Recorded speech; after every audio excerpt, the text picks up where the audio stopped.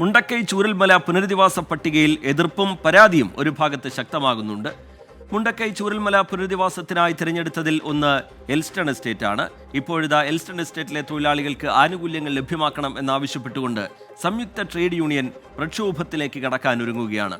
300ഓളം തൊഴിലാളികൾക്കാണ് ആനുകൂല്യം നൽകേണ്ടതെന്ന് സംയുക്ത trade union വ്യക്തമാക്കുന്നു. ഈ സാഹചര്യത്തിൽ തൊഴിൽ വകുപ്പ് മന്ത്രി യോഗം വിളിക്കാൻ ആവശ്യപ്പെട്ടിട്ടും നടപടി ഉണ്ടായിട്ടില്ല എന്നും ആരോപണമുണ്ട്. ഈ മാസം 22-ന് കളക്ടറേറ്റിന് മുന്നിൽ പ്രതിഷേധിക്കുമെന്ന് സംയുക്ത ട്രേഡ് യൂണിയൻ ഭാരവാഹികൾ വ്യക്തമാക്കി. ദുരന്തബാധിതരുടെ പുനരധിവാസ നടപടികൾ സജീവമായി മുന്നോട്ടു പോവുകയാണ്. എന്നാൽ എൽസ്റ്റൺ എസ്റ്റേറ്റിലെ തൊഴിലാളികളുടെ ആനുകൂല്യത്തിന്റെ കാര്യത്തിൽ ഇതുവരെ വ്യക്തത വന്നിട്ടില്ല. ഇക്കാര്യത്തിൽ നടപടി ഉണ്ടാകണമെന്നാണ് തൊഴിലാളി സംഘടനകൾ ആവശ്യപ്പെടുന്നത്.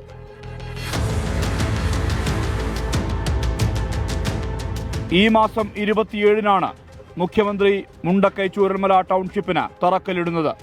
എസ്റ്റേറ്റിൽ ഭൂമി ഏറ്റെടുക്കൽ നടപടികളെല്ലാം പൂർത്തിയായി കഴിഞ്ഞു. എന്നാൽ ഇവിടുത്തെ തൊഴിലാളികൾക്ക് തൊഴിൽ ആനുകൂല്യങ്ങൾ ലഭ്യമാക്കുന്ന കാര്യത്തിൽ ഇനിയും വ്യക്തത വന്നിട്ടില്ല. പ്രൊവിഡന്റ് ഫണ്ട്, ഗ്രാറ്റുവിറ്റി ഉൾപ്പെടെയുള്ള ആനുകൂല്യങ്ങൾ വർഷങ്ങളായി മുടങ്ങിക്കിടക്കുകയാണ്. ഈ തൊഴിലാളികളുടെ നിലവിൽ കൊടുക്കാനുള്ള ആനുകൂല്യങ്ങളെ സംബന്ധിച്ച് കൃത്യമായി ഔദ്യോഗികമായി തന്നെ ഇരുന്ന് ചർച്ച ചെയ്ത് വ്യവസ്ഥ ഉണ്ടാക്കണം. രണ്ടാമത് ഈ ഏറ്റെടുക്കുന്ന ഡിവിഷനിലെ തൊഴിലാളികളെ അവിടുന്ന് പിരിഞ്ഞു പോകണമല്ലോ. ആ തൊഴിലാളികളെ സംബന്ധിച്ച് എന്നത് സംബന്ധിച്ച് ചർച്ച ചെയ്ത് തീരുമാനിക്കണം. അത് ചർച്ച ചെയ്യുന്നതിന് ഇതുവരെയുള്ള ഒരു സന്നദ്ധത മന്ത്രി നോട്ട് എഴുതി കൊടുത്താണ്. ഈ യോഗ അടിയന്തരമായി വിളിക്കണം എന്ന് പറഞ്ഞിട്ട് നോട്ട് എഴുതി കൊടുത്തിട്ട് 10-20 ദിവസമായി. തൊഴിലാളികളുടെ ആനുകൂല്യത്തിന്റെ കാര്യത്തിൽ വ്യക്തത വരുത്തണമെന്നാവശ്യപ്പെട്ടാണ് സംയുക്ത ട്രേഡ് യൂണിയൻ കളക്ടറേറ്റിന് മുന്നിൽ 22-ന് പ്രതിഷേധിക്കുന്നത്. ഇവിടുത്തെ തൊഴിലാളികളെ 300 തൊഴിലാളികളെ അനാഥരാക്കുന്ന വിധത്തിലേക്ക് ഈ വിഷയം പോകുമ്പോഴാണ് ശക്തമായി പ്രക്ഷോഭത്തിന് ഞങ്ങൾ നേതൃത്വം കൊടുക്കുന്നത്. എസ്റ്റേറ്റിലെ തൊഴിലാളികൾക്ക് ആനുകൂല്യങ്ങൾ ലഭ്യമാക്കണമെന്നാവശ്യപ്പെട്ട് നിരവധി സമരങ്ങളാണ് ഇതിനകം നടന്നത്. എന്നാൽ മാനേജ്മെന്റ് ആനുകൂല്യങ്ങൾ ലഭ്യമാക്കാൻ തയ്യാറാകുന്നില്ലെന്നാണ് പരാതി. ദുരന്തബാധിതർക്കൊപ്പം പുനരധിവാസത്തിനായി കുടിയൊഴിയേണ്ടി വരുന്ന തൊഴിലാളികളെ കൂടി കേൾക്കാൻ സർക്കാരിനും ഉദ്യോഗസ്ഥർക്കും മനസ്സുണ്ടാകണം. ഇതുവരെ ആനുകൂല്യങ്ങൾ നൽകാത്ത മാനേജ്മെന്റിനെ കൊണ്ട് ഇക്കാര്യത്തിൽ നടപടിയെടുപ്പിക്കണം. ഈ ആവശ്യമാണ് തൊഴിലാളി സംഘടനകൾ ഉന്നയിക്കുന്നത്. സുർജിത് അയ്യപ്പത്ത്, 24 വയനാട്. പൊതുജനം കഴുതയല്ല സാർ. എല്ലാം നഷ്ടപ്പെട്ടു പോയവരുടെ പരാതിയാണ്, അവരുടെ പ്രതിഷേധമാണ്. അതിനെ അത്രത്തോളം ഗൗരവത്തിൽ തന്നെ നമ്മുടെ സർക്കാർ സംവിധാനങ്ങൾ കാണേണ്ടതുണ്ട്. ഇനി തിരുവനന്തപുരം കളക്ടറേറ്റിലേക്കാണ്. അവിടെ തിരുവനന്തപുരം കളക്ടറേറ്റിൽ ബോംബ് ഭീഷണിയുടെ വാർത്ത വന്നത് ഇന്ന് ഉച്ചയ്ക്കാണ്. ബോംബ് ഭീഷണിക്ക് പിന്നാലെ കളക്ടറേറ്റിൽ കടന്നലുകളുടെ ആക്രമണവും. പരിശോധനയ്ക്കെത്തിയ ഉദ്യോഗസ്ഥർ, കളക്ടറേറ്റ് ജീവനക്കാർ, മാധ്യമപ്രവർത്തകർ എന്നിവർക്ക് മുഴുവൻ കടന്നലുകളുടെ കുത്തേറ്റു. 2 വലിയ കൂടുകളാണ് പരിസരത്ത് കണ്ടെത്തിയത്. കടന്നലുകളുടെ ആക്രമണത്തിൽ സെക്രട്ടേറിയറ്റിലെത്തിയവർ പരക്കം പായുന്ന ദൃശ്യങ്ങളും പുറത്തുവന്നു. പരിക്കേറ്റവരെ പേരൂർക്കട ജില്ലാ ആശുപത്രി, തിരുവനന്തപുരം മെഡിക്കൽ കോളേജ് എന്നിവിടങ്ങളിൽ പ്രവേശിപ്പിച്ചു. ഏകദേശം 2-2:30 കളക്ട്രേറ്റിൽ ബോംബ് ഭീഷണി എന്ന സന്ദേശം പുറത്തു വരുന്നു. തൊട്ടു പിന്നാലെ തന്നെ മാധ്യമപ്രവർത്തകർ ഇവിടേക്ക് എത്തുന്നു. ഇവിടെ കളക്ട്രേറ്റിനുള്ളിലുണ്ടായിരുന്ന ജീവനക്കാരും കളക്ടറും അസിസ്റ്റന്റ് കളക്ടറും അടക്കമുള്ള എല്ലാവരും കളക്ട്രേറ്റിൽ നിന്നും പുറത്തേക്കിറങ്ങിയതിനു ശേഷം അകത്ത് പരിശോധന തകൃതിയായി നടക്കുന്നു. ആ പരിശോധന നടക്കുന്നതിനിടയിലാണ് ഏതാണ്ട് ഒരു 3-3:15 ഈ കളക്ട്രേറ്റിനെ ചുറ്റി വളഞ്ഞ് കടന്നൽക്കൂടുകളാണ്. ആ കടന്നൽക്കൂടുകളിൽ ഒന്നിളകുന്നത്. ആ കടന്നൽക്കൂട്ടിൽ നിന്നും ഇളകിയ കടന്നലുകൾ താഴേക്ക് ഉണ്ടായിരുന്നു. ഇവിടെ കൂടി നിന്നിരുന്ന എല്ലാവരെയും വളഞ്ഞിട്ട് കുത്തുന്ന ദൃശ്യങ്ങളാണ് പിന്നീട് നമുക്ക് കാണാൻ സാധിച്ചത്. ഈ ദൃശ്യങ്ങളിൽ കാണാം, ഈ കളക്ട്രേറ്റ് ഒന്നാകെ ഇതിൻ്റെ പല വശങ്ങളിലായി, പല മൂലകളിലായി ഈ കടന്നൽ കൂടുകൾ ധാരാളം നമുക്ക് കാണാൻ സാധിക്കും. അത് ഇതിൻ്റെ എൻട്രൻസിൻ്റെ, ഇപ്പോൾ ഞാൻ നിൽക്കുന്നത് അതിൻ്റെ ഫസ്റ്റ് എൻട്രൻസിലാണ്. ആ പ്രദേശത്ത് തന്നെ പ്രധാനപ്പെട്ട വാതിലിനോട് ചേർന്ന് തന്നെ ഏതാണ്ട് 4 കടന്നൽ കൂടുകൾ ഉണ്ട്. ആ കടന്നൽ കൂട്ടമാണ്, അതിൽ നിന്നുള്ള കടന്നൽ കൂട്ടമാണ് ഇവിടേക്ക് വന്നതും. ഇവിടെ നിന്നിരുന്ന മാധ്യമപ്രവർത്തകരെ ആക്രമിച്ചു, ജീവനക്കാരെ കുത്തി. ഒപ്പം ഇവിടെ കളക്ടർക്ക്, അസിസ്റ്റന്റ് കളക്ടർക്ക്, ഇവിടെ ഉണ്ടായിരുന്ന എല്ലാവർക്കും തന്നെ കടന്നലിൻ്റെ കുത്തേറ്റു. ശേഷം എല്ലാവരും ചിതറിയോടി രക്ഷപ്പെടുകയാണ് ഉണ്ടായത്. തൊട്ടു പിന്നാലെ ഇവിടെ നിന്നും മാരകമായി പരിക്കേറ്റ ആളുകളെ തൊട്ടടുത്ത പേരൂർക്കടയിലെ ജില്ലാ ആശുപത്രിയിലേക്ക് ഇവിടെ നിന്നും മാറ്റുകയും ചെയ്തു. അവിടെ എത്തിച്ച് ആളുകൾക്ക് പ്രാഥമിക ചികിത്സ നൽകി. ചില ആളുകൾക്ക് കുറച്ച് ഗുരുതരമായിരുന്നു കുത്ത് കിട്ടിയത്. അത് അവരെ മെഡിക്കൽ കോളേജിലേക്ക് റെഫർ ചെയ്യുകയും ചെയ്തിട്ടുണ്ട്. ആ ദൃശ്യങ്ങളൊന്ന് കണ്ടാൽ തന്നെ മനസ്സിലാകും. അതുപോലത്തെ നിരവധി കൂടുകൾ, ഈ കടന്നൽ കൂടുകൾ ഈ കളക്ട്രേറ്റിൻ്റെ പല ഭാഗങ്ങളിലായുണ്ട്. ഇത്രയുമായിട്ടും ഈ കടന്നൽ കൂടുകൾ ഇവിടുന്ന് നീക്കം ചെയ്യാൻ പോലും ഈ ഇവിടുത്തെ അധികാരികൾക്ക്, അത് ആലോചിക്കണം, ഇത് ജില്ലാ കളക്ട്രേറ്റാണ്, ഇങ്ങനെ നീക്കം ചെയ്യാൻ പോലും സാധിച്ചില്ല എന്നുള്ളതാണ് ഏറ്റവും വിരോധാഭാസം, നമ്മളെ അത്ഭുതപ്പെടുത്തുന്ന കാര്യവും. എന്തായാലും കടന്നൽ ശല്യം ഇപ്പോഴും ഒഴിഞ്ഞിട്ടില്ല. കടന്നൽ ഭീതി ഇപ്പോഴും നിലനിൽക്കുകയാണ്. കടന്നലുകൾ കൂട്ടത്തോടെ ആക്രമണം ഇപ്പോഴും നടത്തുന്നുണ്ട്. എന്തായാലും വൈകാതെ അധികാരികളുടെ ഭാഗത്തുനിന്നും കടന്നൽ കൂടുകൾ ഒഴിവാക്കുന്നതിന് വേണ്ടിയുള്ള ഇടപെടൽ ഉണ്ടാകും എന്ന് തന്നെ പ്രതീക്ഷിക്കാം. ക്യാമറാമാൻ സജീവിനൊപ്പം എസ് ശ്രീകാന്ത്, 24 തിരുവനന്തപുരം. കളക്ടറേറ്റിൽ ഇത്തരത്തിലുള്ള സംഭവങ്ങളൊക്കെ ഉണ്ടാകുന്നത് ഒരു നാണക്കേടാണ്. നേരത്തെ തന്നെ ഈ കടന്നൽ കൂടുകൾ അവരുടെ ശ്രദ്ധയിൽപ്പെട്ടതാണ്, അധികൃതരുടെ ശ്രദ്ധയിൽപ്പെട്ടതാണ്. എന്നിട്ടും അത് നീക്കാനുള്ള യാതൊരു നടപടിയും ഉണ്ടായില്ല. ഇന്ന് അവിടെയുള്ള ആളുകൾക്കൊക്കെ കുത്തേൽക്കുന്നതും അവർ ചിതറി ഓടുന്നതും ഒക്കെയുള്ള കാഴ്ച അതൊരിക്കലും സംഭവിക്കാൻ പാടില്ലാത്തതായിരുന്നു. എന്തായാലും ഈ സംഭവത്തിന് പിന്നാലെ ആ കൂടുകൾ നീക്കാനുള്ള നടപടി ഉണ്ടാകുന്നു എന്ന് മനസ്സിലാക്കുന്നു. നിരവധി പേർക്ക് പരിക്കേറ്റിട്ടുണ്ട്, അവരെ ആശുപത്രിയിലേക്ക് മാറ്റിയിട്ടുണ്ട്. നേരത്തെ ഞാൻ പറഞ്ഞതുപോലെ ഇതൊക്കെ ഒരു വലിയ നാണക്കേടുണ്ടാക്കുന്ന സംഭവമാണ്. ജില്ലാ കളക്ടറേറ്റിലാണ് ഇത് സംഭവിക്കുന്നത് എന്നുള്ളതാണ് ഏറ്റവും പ്രധാനം. കോഴിക്കോട് മെഡിക്കൽ കോളേജിൽ നിന്ന് ചികിത്സാ പിഴവിൻ്റെയും മരുന്ന് ക്ഷാമത്തിൻ്റെയും ഒക്കെ വാർത്തകൾ പലപ്പോഴായി നമ്മൾ കേൾക്കുന്നതാണ്. ഇന്ന് കോഴിക്കോട് മെഡിക്കൽ കോളേജിലെ PG ഡോക്ടേഴ്സ് ഇപ്പോൾ വലിയ സമരത്തിലേക്ക് കടന്നിരിക്കുന്നു. ഫെബ്രുവരിയിലെ സ്റ്റൈപ്പൻഡ് ലഭിക്കാത്തതിൽ പ്രതിഷേധിച്ചുകൊണ്ടാണ് അനിശ്ചിതകാല സമരം. OP ബഹിഷ്കരിച്ച് നടത്തിയ സമരം രോഗികളെ വലച്ചു. സ്റ്റൈപ്പൻഡ് ലഭിക്കാത്തതിൽ പ്രതിഷേധിച്ചാണ് PG ഡോക്ടേഴ്സ് സമരം ആരംഭിച്ചിരിക്കുന്നത്. അനിശ്ചിതകാല സമരം പുരോഗമിക്കുകയാണ്.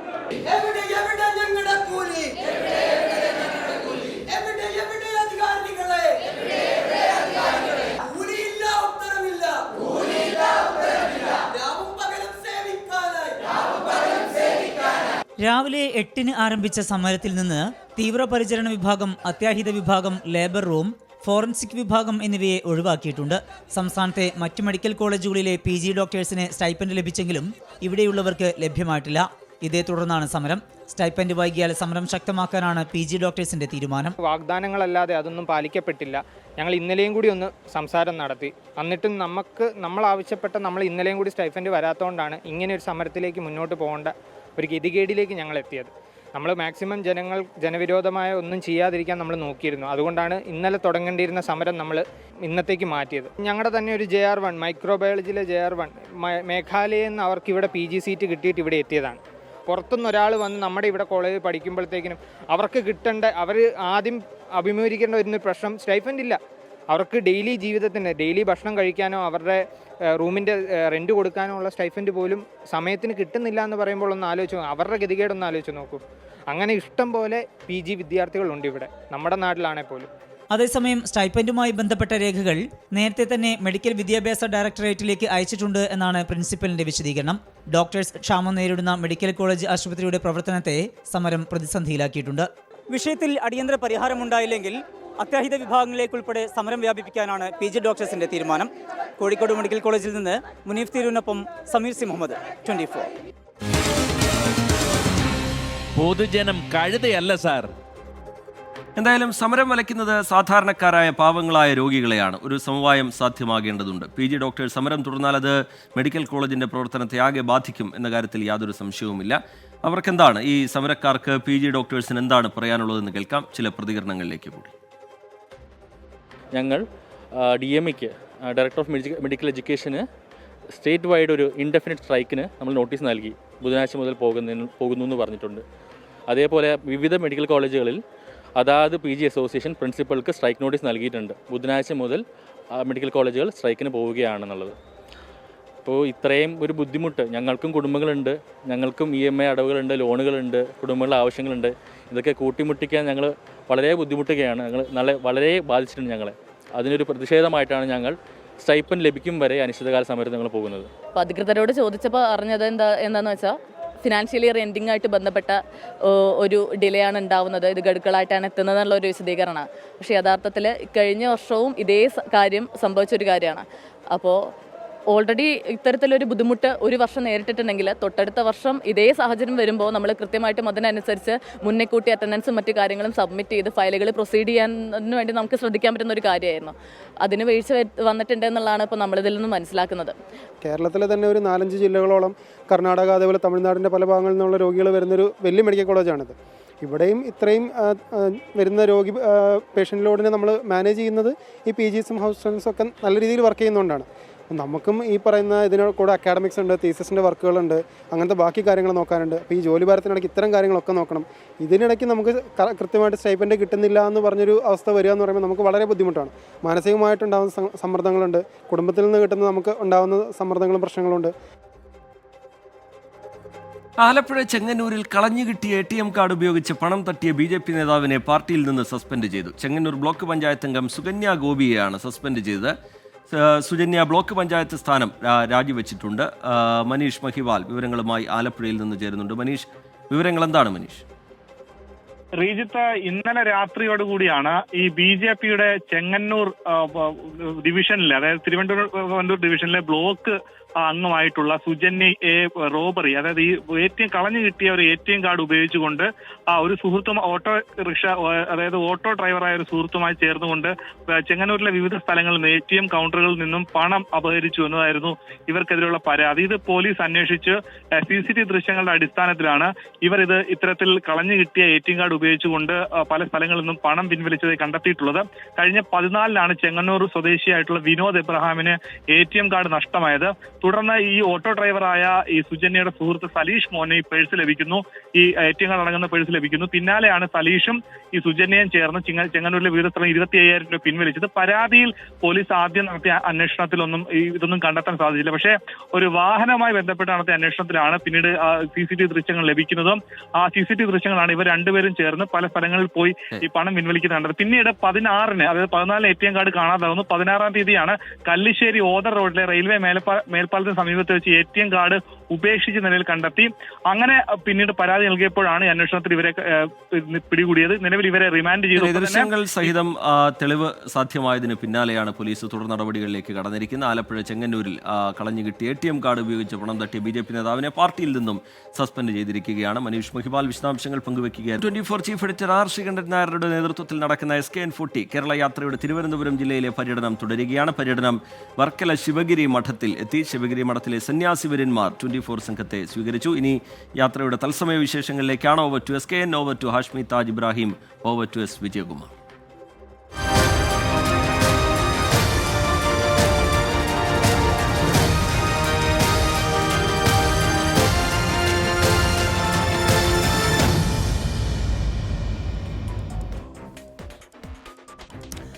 നമ്മുടെ ഈ ഏറ്റവും നല്ല ഒരുപക്ഷെ നമ്മുടെ മദ്യത്തിനും മയക്കുമരുന്നിനും ലഹരിക്കുമെതിരെയുള്ള നമ്മുടെ ഈ പോരാട്ടം, അപ്പോൾ അതിൻ്റെ യാത്രയ്ക്കിടയിൽ നമ്മളിപ്പോൾ എത്തിയിരിക്കുന്ന ഒരു പുണ്യഭൂമിയിലാണ്.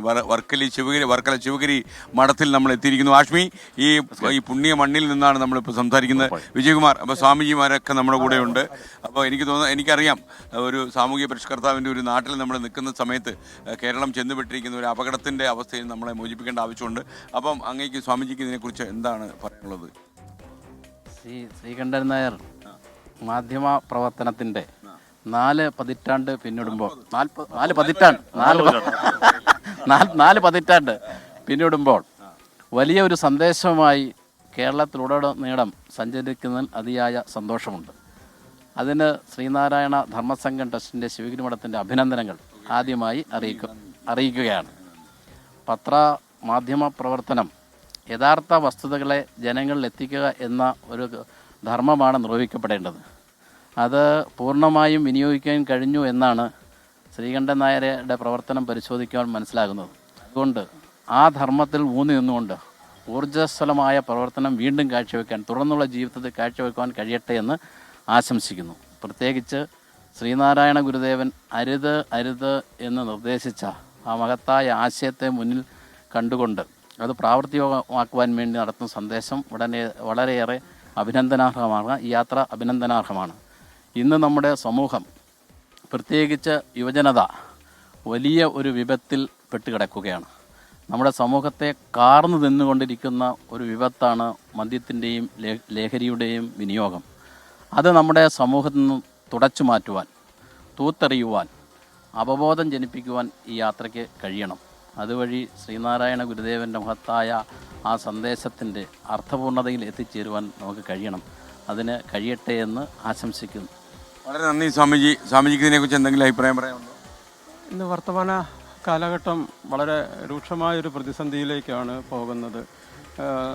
സാമാന്യമായി കണ്ടുവരുന്ന ലഹരി പദാർത്ഥങ്ങളെക്കാളും ഇപ്പോൾ കാണുന്ന രാസലഹരി പദാർത്ഥങ്ങളുടെ ഈ ഉപയോഗവും അതിൽ നിന്നുണ്ടാകുന്ന തീവ്രമായിട്ടുള്ള മറ്റ് പ്രശ്നങ്ങളും എല്ലാം കൂടെ സങ്കീർണമായൊരു അവസ്ഥയിലേക്കാണ് സമൂഹത്തെ കൊണ്ടുപോകുന്നത്.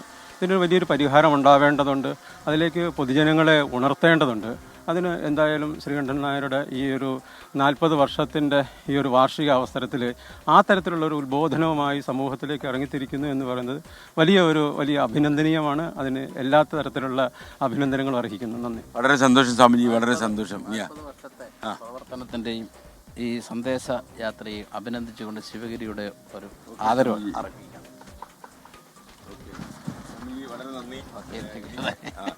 ആഷ്മി, നമ്മുടെ ഈ ഒരു പുണ്യമണ്ണ് പുണ്യഭൂമി അല്ലേ?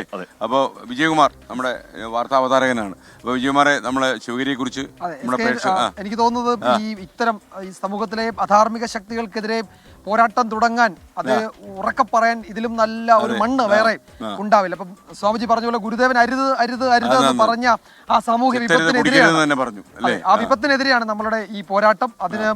അതൊരിക്കൽ കൂടി ഊന്നി പറയാൻ പറ്റിയ വേദിയും പറ്റിയ മണ്ണുമാണ്. സ്വാമിജി ഇപ്പോൾ ഏറ്റവും വലിയൊരു ശിവഗിരി മഠം, ഇതിനൊരു പോഷക സംഘടനയുണ്ട് മഠത്തിൻ്റെ കീഴിൽ, ഗുരുധർമ്മ പ്രചാരണ സഭ. അതിൻ്റെ സെക്രട്ടറിയാണ് അസംഗാനന്ദഗിരി സ്വാമി. ഈ സന്ദേശമാണ് ഈ വർഷം നമ്മൾ ഉയർത്തിപ്പിടിക്കുന്നത്. ഈ ഗാന്ധിജി ഗുരുവായിട്ട് സമാഗമത്തിൻ്റെ ശതാബ്ദി ആഘോഷിക്കുകയാണ്. അപ്പോൾ നമ്മുടെ ഉദ്ഘാടന സമ്മേളനത്തിൽ തന്നെ നമ്മൾ ഉയർത്തിപ്പിടിച്ച ആശയം ലഹരി വിമുക്ത സമൂഹത്തെ സൃഷ്ടിക്കുക എന്നുള്ളത്. സത്യപ്രതിജ്ഞ എടുക്കുന്നവർ മാത്രമേ ഈ സംഘടനയിൽ ചേർക്കുകയുള്ളൂ. അങ്ങനെയുള്ളൂ അല്ലേ? ഉണ്ടാക്കുകയോ കൊടുക്കുകയോ ചെയ്യില്ല, ലഹരി ഉപയോഗിക്കില്ല. സംഘടനയിൽ ചേരുന്നവരെല്ലാവരും ഈ പ്രതിജ്ഞ എടുത്തിരിക്കണം എന്നാണ്. സ്വാമിജി, ഞങ്ങൾ ഊതി പറയുന്നൊരു കാര്യം എന്താണെന്നറിയാം. ഇപ്പോൾ ഇതുവരെ ഇല്ലാത്ത ഒരു പ്രതിഭാസം കേരളത്തിൽ ഇപ്പോൾ ഉണ്ടാകുന്നു. അതായത് കുട്ടികളെ അവർ പിടിക്കുന്നത്. അതായത് ഇപ്പം ഈ കേരളത്തിൻ്റെ പുറത്ത് കർണാടക അതേപോലുള്ള സംസ്ഥാനത്തിൽ നിന്ന് വരുന്ന ഈ പഞ്ചസാര പൊല്ലിക്കുന്ന MDMA പോലുള്ള സാധനങ്ങളൊക്കെ കുട്ടികളെ ചില ചോക്ലേറ്റിലൊക്കെ കലർത്തി കൊടുത്ത് കുട്ടികളെ ക്യാച്ച് ദ യങ് എന്ന് പറയുന്നതിൽ പിടിച്ചുകൊണ്ടുവന്ന് അവരെ ഇതിൻ്റെ കാരിയസാക്കുക. അപ്പോൾ യഥാർത്ഥത്തിൽ ഈ കുട്ടികളെ MDMA പോലെ 2-3 തവണ കഴിച്ചു കഴിഞ്ഞാൽ പിന്നെ അതിന് അഡിക്റ്റ് ആവും. അത് രക്ഷയില്ല, വലിയ അപകടമാണ്. ഗവൺമെന്റിനോടൊപ്പം സമൂഹത്തിന് പ്രതിബദ്ധതയുണ്ട്, മാധ്യമങ്ങൾക്ക് പ്രതിബദ്ധതയുണ്ട്, എല്ലാവർക്കും പ്രതിബദ്ധതയുണ്ട്. ഇത് ഗവൺമെന്റ് മാത്രം ജോലിയല്ല, ഇതെല്ലാവരും വീട്ടിൽ നിന്ന് തുടങ്ങണം. ഒരു കൂട്ടായ പ്രവർത്തനത്തിലൂടെ മാത്രമേ ഇതിനെ നമുക്ക് ഈ ലക്ഷ്യത്തിലെത്തിച്ചേരാൻ കഴിയുള്ളൂ. എനിക്ക് തോന്നുന്നത് അങ്ങേക്ക് പറയാവുന്ന ആൾക്കാരോടല്ല, അങ്ങൊക്കെ പറയും കുറേ സ്വാധീനം ഉണ്ടാവുമല്ലോ. പറഞ്ഞ് ശരിക്കും നമ്മുടെ കുട്ടികളെ കുറച്ചുകൂടെ ശ്രദ്ധ നമുക്ക് കൊണ്ടുവരണം. സ്കൂളിലും അതുപോലെ ഈ സ്കൂൾ വരാന്തയിലൊക്കെ ഇപ്പോൾ ഇവരുണ്ട്. എവിടെയോ ഒരു രാജ്യത്തിരുന്ന് പണം ഉണ്ടാക്കാൻ ശ്രമിക്കുന്ന ഒരു മാഫിയ തലവൻ്റെ സ്വാധീനമാണ് നമ്മുടെ നാട്ടിൽ നടക്കുന്നത്. ഇവരാരാത് കണ്ടെത്തണം. ഗവൺമെന്റ് സജീവമായിട്ടുണ്ട്, പോലീസ് സജീവമായിട്ടുണ്ട്. ഗവൺമെന്റ് സർക്കുലർ വന്നു കഴിഞ്ഞു. നമ്മുടെ കലാലയങ്ങളിലെല്ലാം അതിനുള്ള പ്രവർത്തനങ്ങൾ ആരംഭിച്ചു. അതെ അതെ.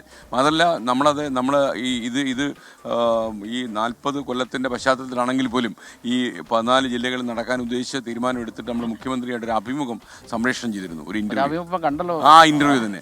അപ്പൊ അന്ന് ആ ഇന്റർവ്യൂവിനിടയിൽ നമ്മൾ അദ്ദേഹത്തോട് സംസാരിച്ചു. നമ്മൾ പറഞ്ഞു ഇതിനകത്ത് കക്ഷി രാഷ്ട്രീയമോ ജാതി മത വർണ്ണ വ്യത്യാസങ്ങളൊന്നുമില്ല. ഇതിലെന്ന് പറഞ്ഞാൽ നമ്മുടെ പുതിയ ജനറേഷനെ രക്ഷപ്പെടുത്തുക എന്നുള്ളതാണ്. അപ്പോൾ കുട്ടികൾ ഇതിനകത്തുള്ള ചെറിയ അപകടം സ്വാമിജി, ഈ സാധനം കഴിച്ചു കഴിഞ്ഞാൽ നമ്മുടെ മുന്നിൽ നിൽക്കുന്നത് സഹോദരിയാണോ സഹോദരനാണോ അമ്മയാണോ പെങ്ങളാണോ മനസ്സിലാകത്തില്ല. ഒരു മാനസിക പ്രശ്നമുള്ള ആളിന്റെ കൂട്ടായിരിക്കും. ഈ സമീപകാലത്ത് നടന്ന കൊലപാതകങ്ങളെല്ലാം അക്രമങ്ങളെല്ലാം ഇതിന്റെ 70 കൊലപാതകം 2 മാസം നടന്നു. അതിൽ 30 എണ്ണം MDMA ആണ്. അപ്പോൾ MDMA ലിസ്റ്റിൽ 30 ആയി കഴിഞ്ഞു. ഈ വിഷയത്തിൽ മാധ്യമങ്ങൾക്ക് വലിയൊരു സ്വാധീനമുണ്ട്. കാരണം പൊതുജനങ്ങളിലേക്ക് ആ ഒരു കുട്ടിയിലുണ്ടാകുന്ന ഒരു പരിവർത്തനം പെട്ടെന്ന് മനസ്സിലാക്കുന്നതിന് പൊതുജനങ്ങളെ പര്യാപ്തമാക്കുക എന്ന് പറയുന്നത് അതൊരു വലിയ അവബോധമാണ്. അതല്ല, നമ്മൾ ഈ നടന്നും ഓടിയൊക്കെ നമ്മളങ്ങ് കാസർഗോഡ് ചെല്ലുമ്പോഴത്തേക്ക് എനിക്ക് തോന്നുന്നു ഒരു 30 ദിവസം കിടക്കും.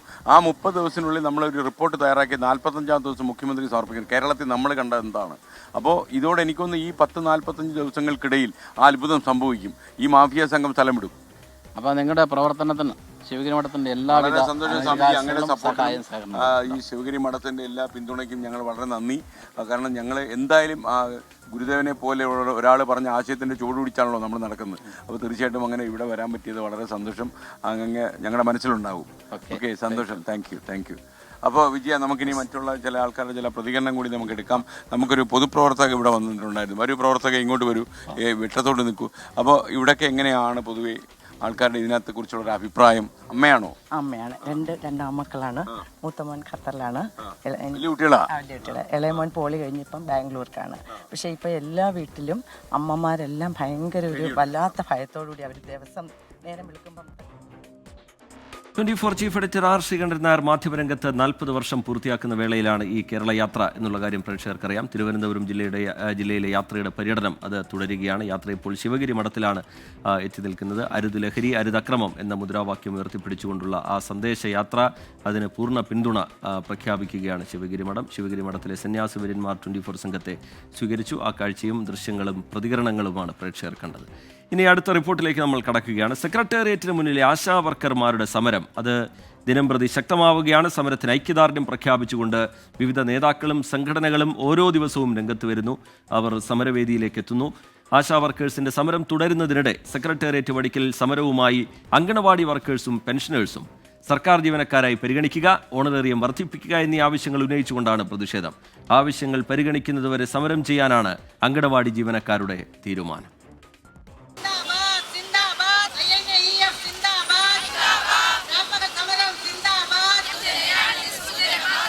സെക്രട്ടേറിയറ്റിന് മുന്നിൽ ആശാവർക്കർമാരുടെ സമരം ഒരു മാസം പിന്നിടുമ്പോൾ മീറ്ററുകൾക്കിപ്പുറത്ത് മറ്റൊരു സമരപ്പന്തൽ കൂടി ഉയരുകയാണ്.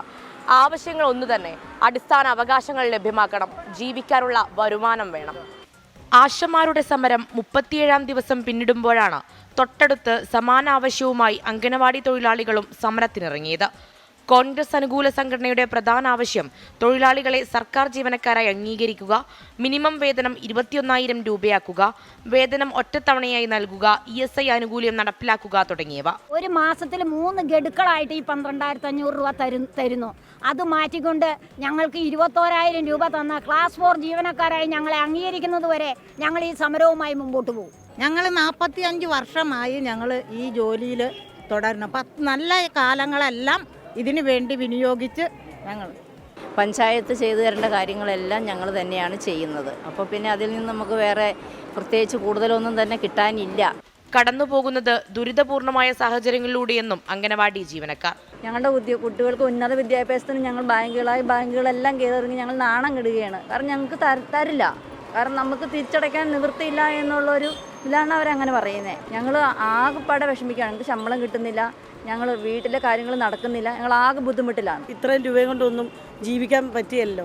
കുഞ്ഞുങ്ങളുണ്ട്, അവരെ വിദ്യാഭ്യാസം വേണം, ഹോസ്പിറ്റൽ കേസ് വേണം, ഞങ്ങൾക്ക് എന്തെങ്കിലും രോഗം വന്നാൽ, ഭർത്താവിന് വന്നാൽ, ഇതിനൊക്കെ ഞങ്ങൾക്ക് ഭയങ്കര ബുദ്ധിമുട്ടാണ്. അംഗൻവാടി അടച്ചിടുക എന്ന് പറഞ്ഞാൽ കുരുന്നുകളോട് ചെയ്യുന്നൊരു രോഗമല്ലേ. അതുകൊണ്ട് ആദ്യമേ അവരെ ബുദ്ധിമുട്ടിക്കേണ്ട എന്നുള്ള രീതിയിലാണ് തുടങ്ങിയിരിക്കുന്നത്. തീരുമാനമായില്ലെങ്കിൽ അടച്ചിടുന്നതിനെ കുറിച്ചുകൂടി ചിന്തിക്കുന്നതായിരിക്കും. പിള്ളേരുടെ പാലും മുട്ടയൊന്നും ഒഴിവാക്കാൻ പറ്റിയല്ലോ. അതൊക്കെ നമുക്ക് തിങ്കളാഴ്ച, ചൊവ്വാഴ്ച, വെള്ളി, വ്യാഴം, വെള്ളി ഈ ദിവസങ്ങളിൽ നമുക്ക് കൊടുക്കണ്ടേ.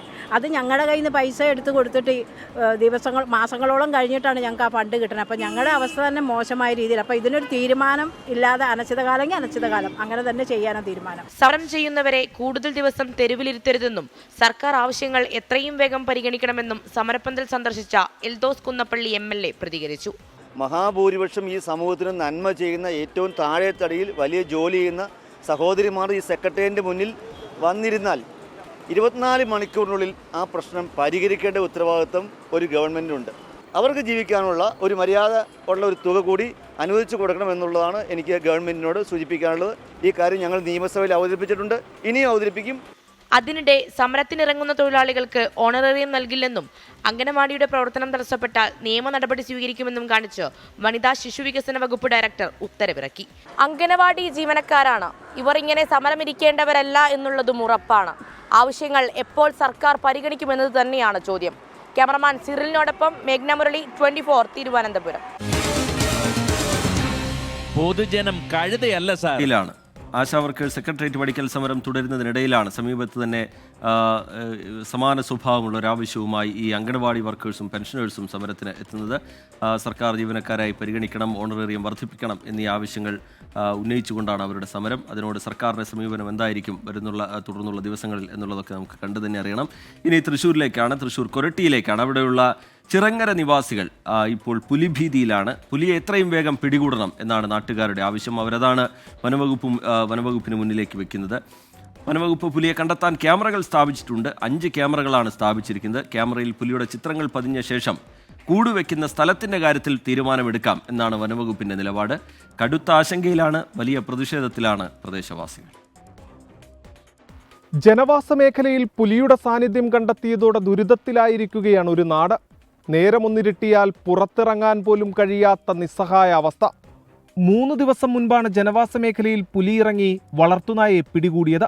സംഭവത്തിന്റെ ദൃശ്യങ്ങൾ വീട്ടിലെ CCTVയിൽ പതിഞ്ഞതോടെയാണ് വനംവകുപ്പ് സംഘമെത്തി കാൽപ്പാടുകളും ദൃശ്യങ്ങളും പരിശോധിച്ച ശേഷം നായയെ പിടികൂടിയത് പുലി തന്നെയാണെന്ന് സ്ഥിരീകരിച്ചത്.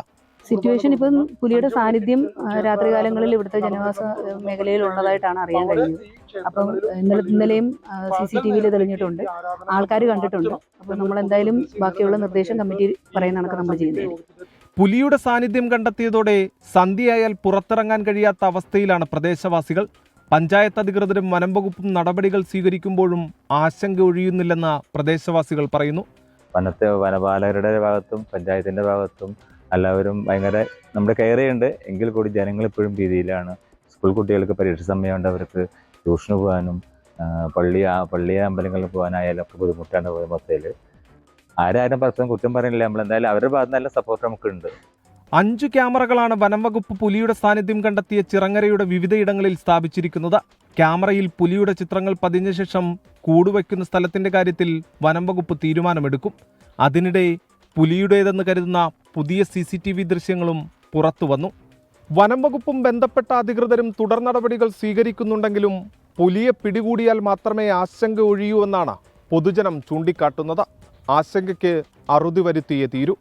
24 തൃശൂർ. പൊതുജനം കഴുതയല്ല സാർ. കൊച്ചിയിൽ 2 നായ്ക്കൾ ഉൾപ്പെടെ 6 പേർ ബൈക്കിൽ സഞ്ചരിച്ച സംഭവത്തിൽ സ്കൂട്ടർ ഉടമയുടെ ലൈസൻസ് സസ്പെൻഡ് ചെയ്തു. ഇരുമ്പനത്തെ AI ക്യാമറയിലാണ് ഈ ദൃശ്യങ്ങൾ പതിഞ്ഞത്. ശ്യാംകുമാർ വിവരങ്ങളുമായി ചേരുന്നുണ്ട് കൊച്ചിയിൽ നിന്ന്. ശ്യാം, അത് വല്ലാത്തൊരു യാത്രയായിരുന്നു. അത് ഇപ്പോൾ നടപടി ഉണ്ടായിരിക്കുകയാണ്. എന്താണ് കൂടുതൽ വിവരങ്ങൾ ശ്യാംകുമാർ? കഴിഞ്ഞ ദിവസമാണ് കുമ്പളങ്ങിയിലെ കവര് പൂത്തത് കാണാൻ വേണ്ടി ഈ 6 പേർ, അതായത് 2 നായകളും 4 മനുഷ്യരും ഒരു സ്കൂട്ടറിൽ യാത്ര ചെയ്തത്.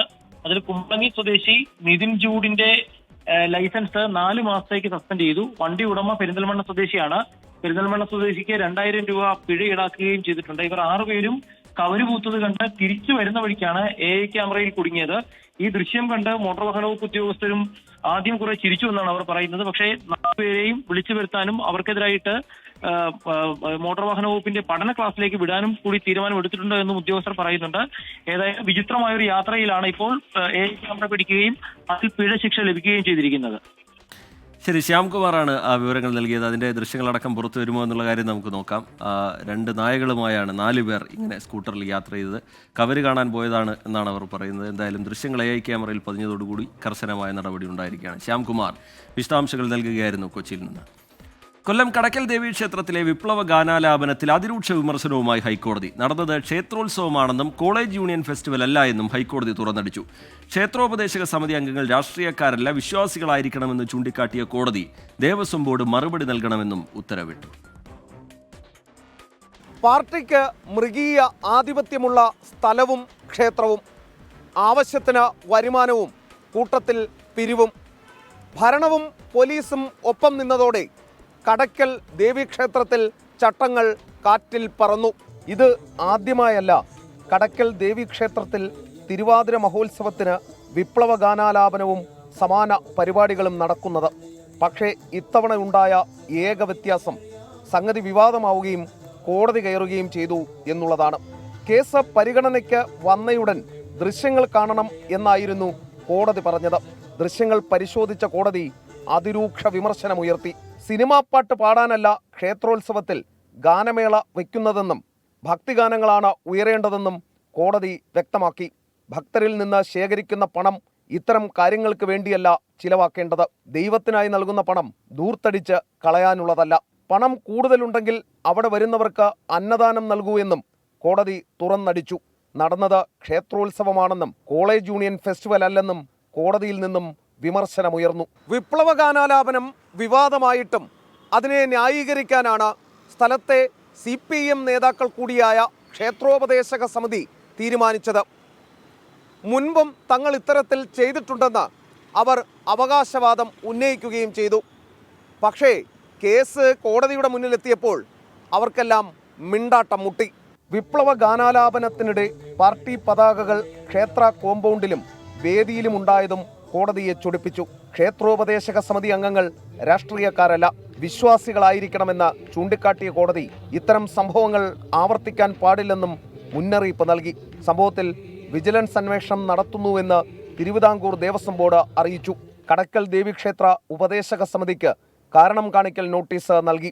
പ്രോഗ്രാം നോട്ടീസ് നൽകിയിരുന്നില്ലെന്നും ദേവസ്വം ബോർഡ് അറിയിച്ചു. എന്നാൽ ദേവസ്വം ബോർഡിന്റെ നിലപാടിൽ ഹൈക്കോടതി അതൃപ്തി രേഖപ്പെടുത്തി. ബോർഡ് ഒരാഴ്ചയ്ക്കകം സത്യവാങ്മൂലം നൽകണമെന്നും ആവശ്യപ്പെട്ടു. ഹർജിയിൽ ദേവസ്വം അഡീഷണൽ ചീഫ് സെക്രട്ടറിയെ സ്വമേധയാ കക്ഷി ചേർത്തിട്ടുമുണ്ട്. എതിർക്കാൻ ആരുമില്ലെങ്കിൽ എന്തും ചെയ്യാമെന്ന ധാരണയിലായിരുന്നു കടക്കൽ ക്ഷേത്രോപദേശക സമിതിയും അതിന് നേതൃത്വം നൽകുന്ന പ്രാദേശിക CPM നേതാക്കളും. എന്നാൽ ആ അഹന്തയ്ക്ക് മുഖമടച്ച മറുപടി നൽകിയിരിക്കുകയാണ് കേരള ഹൈക്കോടതി. ഫലത്തിൽ ഇതിനെല്ലാം മൗനാനുവാദം നൽകിയ ദേവസ്വം ബോർഡും ഇപ്പോൾ കൈകാലിട്ടടിക്കുകയാണ്. എസ് ശ്രീകാന്ത്, 24, തിരുവനന്തപുരം. പൊതുജനം കഴുതയല്ല സാർ. ഈ വിവാദവുമായി ബന്ധപ്പെട്ട് സോഷ്യൽ മീഡിയയിൽ വരുന്ന അതിരൂക്ഷമായ വിമർശനം, രാഷ്ട്രീയ നേതൃത്വങ്ങൾ ഉയർത്തുന്ന വിമർശനം, അതിനിടയിലാണ് ഹൈക്കോടതി കൂടി ഈ വിഷയത്തിൽ ഇടപെടുന്നത്, കർശന നിലപാട് സ്വീകരിക്കുന്നത്, ചില മുന്നറിയിപ്പുകൾ ഈ വിഷയവുമായി ബന്ധപ്പെട്ട് നൽകുന്നത്. ശബരിമല ദർശനത്തിനായി നടൻ മോഹൻലാൽ എത്തി. പമ്പയിൽ നിന്ന് കെട്ടുനിറച്ച് മല കയറിയാണ് മോഹൻലാൽ സന്നിധാനത്ത് എത്തിയത്. ശബരിമലയിൽ നിന്ന് AV ജയശങ്കർ വിവരങ്ങളുമായി ചേരുന്നുണ്ട്. ജയശങ്കർ, ദൃശ്യങ്ങൾ നമുക്ക് കാണാം. മോഹൻലാൽ മല ചവിട്ടുന്നതിൻ്റെ ദൃശ്യങ്ങൾ. എന്താണ് വിവരങ്ങൾ? സന്നിധാനത്തെ തിരക്ക് പൊതുവായി എങ്ങനെയുണ്ട് ജയശങ്കർ? റിജിത്ത്, വൈകിട്ട് 4 മണിയോടുകൂടിയാണ് മോഹൻലാൽ പമ്പയിലെത്തുകയും അതിനുശേഷം പമ്പ ഗണപതി ക്ഷേത്രത്തിന് സമീപത്ത് നിന്ന് കെട്ട് നിറച്ച് മല ചവിട്ടിയത്. 60കളിലും മോഹൻലാൽ ഒരു യുവാവിനെ പോലെ വളരെയധികം ആരോഗ്യവാനായിക്കൊണ്ടാണ് നീലിമല കയറിയത്. നമ്മളും അദ്ദേഹത്തിനോടൊപ്പം തന്നെയാണ് മല കയറിയത്. വളരെ യുവത്വത്തോടുകൂടി, എനർജിയോടുകൂടിയാണ് അയ്യപ്പ ദർശനത്തിന് അദ്ദേഹം എത്തിയത്. 6 മണിയോടുകൂടി അദ്ദേഹം 18-ാം പടി കെട്ടോടുകൂടി കയറി അയ്യപ്പ ദർശനം നടത്തി. ഏകദേശം 10-15 സെക്കൻഡോളം അദ്ദേഹം അയ്യപ്പനെ ദർശിച്ചു. അതിനുശേഷം തന്ത്രിയെയും ക്ഷേത്രം എക്സിക്യൂട്ടീവ് ഓഫീസർ ഉൾപ്പെടെയുള്ള ആളുകളെ കണ്ടതിന് ശേഷം മോഹൻലാൽ മുറിയിലേക്ക് മടങ്ങി. ഇനി നാളെ രാവിലെ അദ്ദേഹം വീണ്ടും ക്ഷേത്രത്തിലെത്തും. രാത്രി ഹരിവരാസനം ഉൾപ്പെടെ കേൾക്കാൻ മോഹൻലാൽ എത്തുമെന്നൊരു അറിയിപ്പ് കൂടിയുണ്ട്. എന്തായാലും മോഹൻലാൽ നാളെ രാവിലെ വരെ ശബരിമലയിൽ തുടരും. നാളെ രാവിലെയും ദർശനം നടത്തിയായിരിക്കും അദ്ദേഹം മടങ്ങുക. എമ്പുരാൻ സിനിമയുടെ റിലീസൊക്കെ അടുത്തിരിക്കുന്ന സമയമാണ്. അതിൻ്റെ വിജയത്തിന് വേണ്ടി പ്രാർത്ഥിക്കാൻ കൂടിയാണ് മോഹൻലാൽ വന്നതെന്നാണ് നമ്മൾ മനസ്സിലാക്കുന്നത്. എന്തായാലും ആ സിനിമയുമായി ബന്ധപ്പെട്ട് മോഹൻലാൽ ഇവിടെ വെച്ച് മാധ്യമങ്ങളോട് ഒരു പക്ഷേ പ്രതികരിക്കാനുള്ള സാധ്യതയും എന്തായാലും തള്ളുന്നില്ല. റിജിത്ത്, നമുക്ക് ദൃശ്യങ്ങളിൽ കാണാം, പടിപൂജ നടന്നുകൊണ്ടിരിക്കുകയാണ്. നാളെ ശബരിമല ക്ഷേത്ര നട മീനമാസ പൂജകൾ അവസാനിപ്പിച്ചുകൊണ്ട് അടയ്ക്കും. എന്തായാലും പടിപൂജ നടക്കുന്നു. ഭക്തരുടെ AV ജയശങ്കർ സന്നിധാനത്ത് നിന്ന് വിവരങ്ങൾ നൽകുകയാണ്. ശബരിമലയിൽ പൊതുവായി നല്ല രീതിയിലുള്ള തിരക്ക് തന്നെ അനുഭവപ്പെടുന്നുണ്ട് എന്നാണ് ദൃശ്യങ്ങളിൽ നിന്ന് മനസ്സിലാക്കുന്നത്. നടൻ മോഹൻലാൽ ശബരിമല ദർശനത്തിനായി എത്തിയിരിക്കുകയാണ്. അതിൻ്റെ ദൃശ്യങ്ങളാണ് പ്രേക്ഷകർ കണ്ടത്. കണ്ണൂർ പാപ്പിനിശ്ശേരിയിലെ 4 മാസം പ്രായമായ കുഞ്ഞിൻ്റെ കൊലപാതകം, അതുമായി ബന്ധപ്പെട്ട് പുതിയ വിവരങ്ങൾ പുറത്തു വരുന്നുണ്ട്. മരണം വെള്ളത്തിൽ മുങ്ങിയാണ് എന്ന് സ്ഥിരീകരിക്കുന്നുണ്ട് ആ പോസ്റ്റ്മോർട്ടം റിപ്പോർട്ട്. ആ പോസ്റ്റ്മോർട്ടം റിപ്പോർട്ടിൻ്റെ ഉള്ളടക്കം എന്താണ് എന്നുള്ള കാര്യം കൂടി പരിശോധിക്കണം. ഒരു 12-കാരിയാണ് ഈ കൊലപാതകം നടത്തിയിരിക്കുന്നത് എന്നുള്ളത് വലിയ ഞെട്ടലുണ്ടാക്കുന്ന കാര്യവുമാണ്. ഇനി സ്വർണ്ണവില എന്താണ് എന്നത് പരിശോധിക്കാം. പതിവ് സെഗ്മെന്റിലേക്കാണ് ഇന്നത്തെ സ്വർണ്ണവില. ഇന്നത്തെ സ്വർണ്ണനിരക്ക് സമർപ്പിക്കുന്നത് സ്പർശ ഗോൾഡ് ആൻഡ് ഡയമണ്ട്സ്. ഡിജിറ്റലാകൂ ഇനി സ്പർശയോടൊപ്പം.